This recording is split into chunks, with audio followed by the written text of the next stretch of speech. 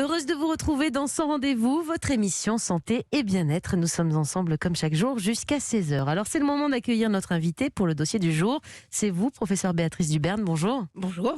Vous êtes pédiatre à l'hôpital d'enfants Armand Trousseau à Paris et on va s'intéresser avec vous aujourd'hui au problème de surpoids et d'obésité infantile. D'abord, combien d'enfants, si on a des chiffres en France, sont en surpoids ou en obésité ?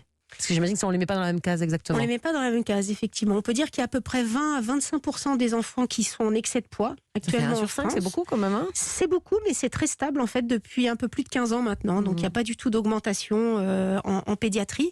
Et ensuite, quand on regarde l'obésité à proprement parler, alors on est aux alentours de 5% des enfants. Dans et ça reste ces stable. 20-25, il y en a Oui. 5% qui souffrent d'obésité. Tout à fait. Du coup, ça explose pas parce qu'on a l'impression qu'on allait suivre les Américains et qu'on allait avoir de plus en plus d'enfants en surpoids ou obèses. Et donc, c'est pas le cas. Donc, c'est plutôt rassurant. C'est plutôt rassurant. Effectivement, en pédiatrie, on voit vraiment une stabilisation depuis plus de 10 ans de la prévalence de l'excès de poids chez l'enfant, ce qui est différent de chez l'adulte. Chez l'adulte, il y a quand même une augmentation de la prévalence de l'obésité. Par contre, ce qu'on peut dire, c'est qu'on a peut-être moins en chiffres bruts, mais on a des obésités qui se révèlent un peu plus tôt dans la vie. Il y a quand même un petit effet qui fait qu'on a des obésités plus précoces. Alors justement, avant d'être obèse, ça commence par un surpoids, c'est pas tout d'un coup.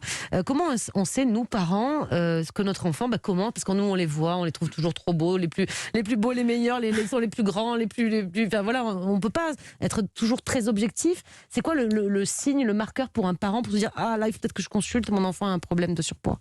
Le marqueur, c'est sur les courbes, en fait. C'est-à-dire qu'il faut regarder les courbes du carnet de santé que le médecin doit remplir régulièrement. Et si on voit la prise de poids de l'enfant augmenter, c'est-à-dire que le poids, on dit, traverse les couloirs, alors à ce moment-là, il faut s'affoler. Et puis, c'est un indice qu'on appelle l'indice de masse corporelle, ou le BMI aussi en anglais, qu'on doit regarder. Il y a des courbes dans les carnets de santé. Le médecin généraliste, le pédiatre doit remplir cette courbe régulièrement, et si on voit l'IMC augmenter... Le pédiatre nous alerte quand même, Tout à fait. sinon on ne le voit